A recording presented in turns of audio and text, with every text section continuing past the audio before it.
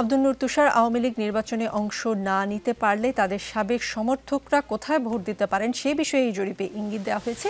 এদের 56% ভোট দিবে না, বিএনপিকে দিবে কিছু অংশ, কিছু জামায়াতকে, 41% এখনো সিদ্ধান্তহীনতায়। ডেভিড বার্গম্যান বলছেন যে অনেক বিশ্লেষককে এটি অবাক করেছে যে কিছু সাবেক আওয়ামী লীগ সমর্থক ঐতিহাসিকভাবে আওয়ামী লীগের সবচেয়ে বড় প্রতিদ্বন্দ্বী জামায়াতকে এখন সমর্থন করতে ইচ্ছুক।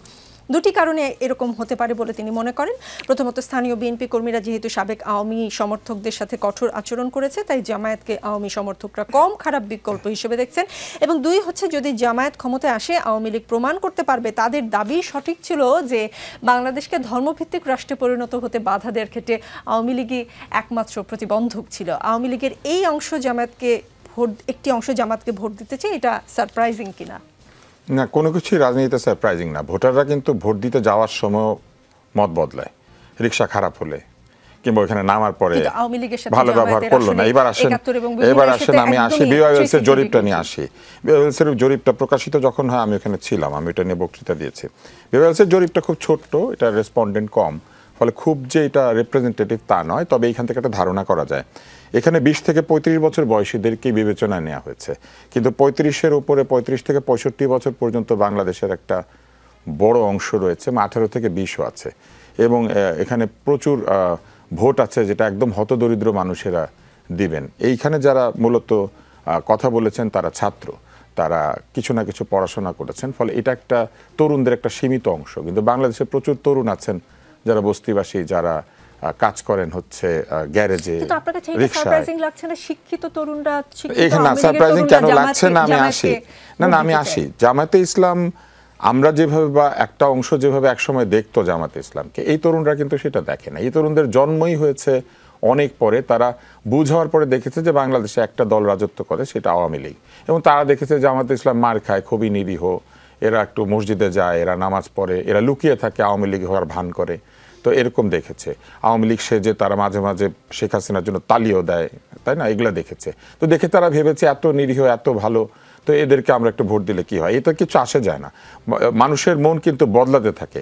যে রিপাবলিকানরা দাসপ্রথা বাতিল করেছিল, সেই রিপাবলিকানরা পরে কিন্তু আবার তাদের যে রাজনৈতিক আচরণ সেখানে অনেক বেশি কনজারভেটিভ হয়ে গিয়েছে। এবং এইটা আসলে কোনো বিষয় না। কিন্তু যে জায়গাটাতে আপনারা বলছেন যে আওয়ামী লীগের ভোটাররা কই ভোট দেবে, আমি 3টা ভবিষ্যৎবাণী করি। এক হচ্ছে, বিএনপি যদি এনসিপির সঙ্গে সন্ধি করে তাহলে আওয়ামী লীগের ভোটাররা মোটেও বিএনপিকে একটা ভোটও দিবে না।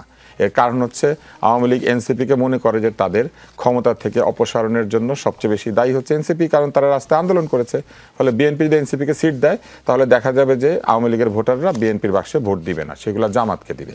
দ্বিতীয় হচ্ছে, আওয়ামী লীগের ভোটাররা দ্বিতীয় যে কাজটা করবে, তারা লোকালি সিদ্ধান্ত নিবে। যে এলাকায় আওয়ামী লীগের লোকের সাথে যে দলের বন্ধুত্ব আছে তারা সেইভাবে ভোট দিবে। তৃতীয় হচ্ছে, তারা কিছু প্রতিশ্রুতির ভিত্তিতেও ভোট দিবে।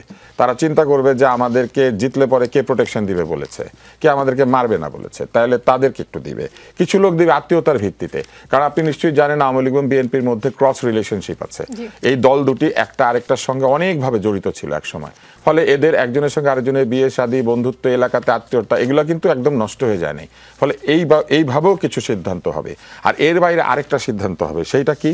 সেইটা হচ্ছে, এই যে যারা ভোট দিচ্ছে না, এই যা বলা হচ্ছে না যে 30-35% লোক বলেছে যে আমরা বলবো না কাকে ভোট দিব, এই বলবো না দলের মধ্যে কিন্তু অধিকাংশই আওয়ামী লীগের লোকজন। এই কারণে যে বলবো না, এই ভয় কাকে পেতে হচ্ছে? আপনার কি মনে হয় 20 থেকে 35 বছর বয়সীরা সবচেয়ে সাহসী অংশ এই সমাজের?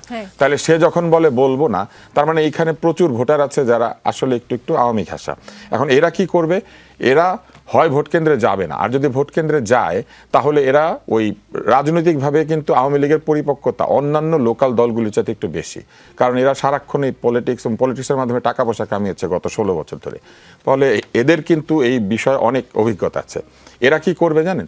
এরা ওই মুহূর্তে সিদ্ধান্ত নেবে যে তারা কাকে ভোট দিলে তাদের রাজনীতি ফেভারেবল হবে। ফলে আমি বলি আপনাকে, তারা যেটা করবে, যেখানে জামাতের অনেক শক্তিশালী ক্যান্ডিডেট আছে সেইখানে ওরা তাদেরকে হারাবে, কিন্তু যেখানে জামাতের দুর্বল ক্যান্ডিডেট আছে এরকম দু একটা জায়গায় তাদেরকে জিতায় দিবে। তারা মূলত একটা খেলবে বলে আমার ধারণা, এবং এই খেলাটা বন্ধ করতে পারা যেত যদি তারা প্রকাশ্যে থাকতো। প্রকাশ্যে যে থাকে না, তাকে আটকানো খুব কঠিন হয়। এটা তো আওয়ামী লীগ তাদের ক্ষমতা হারিয়ে প্রমাণ করেছে। সবাইকে গর্তে ঢুকিয়ে দিয়েছে, পরে গর্ত থেকে যেই বের হয়েছে মনে হয়েছে আমার ব্যাং আমার ব্যাং, সবাইকে নিয়েছে, পরে নিজেরা গর্তের মধ্যে ঢুকে গিয়েছে। এই জন্য প্রকাশ্য রাজনীতি সবসময় ভালো, গোপনে থাকা কিন্তু ঝামেলা। ফলে কাউকে রাজনীতি করতে দেওয়াটাই ভালো, না করতে দিলে অসুবিধা হয়। কিন্তু এর মানে এই না যে আমি মনে করি যে আওয়ামী লীগকে আগামীতে ইলেকশন করতে হবে অথবা স্বৈরাচারকে ফিরে আসতে হবে বা স্বৈরাচারকে পুনর্বাসনের প্রক্রিয়া চলছে। আমি আপনাকে একটা জিনিস বলি, কেউ কাউকে নিষিদ্ধও করতে পারে না, পুনর্বাসিতও করতে পারে না। রাজনৈতিক দল সবসময় আসেও জনগণের সমর্থনে, যায়ও জনগণের সমর্থন হারিয়ে। এইটাই হচ্ছে রাজনীতির খেলা। জি, জোর করে আসলে কিছুই হয় না।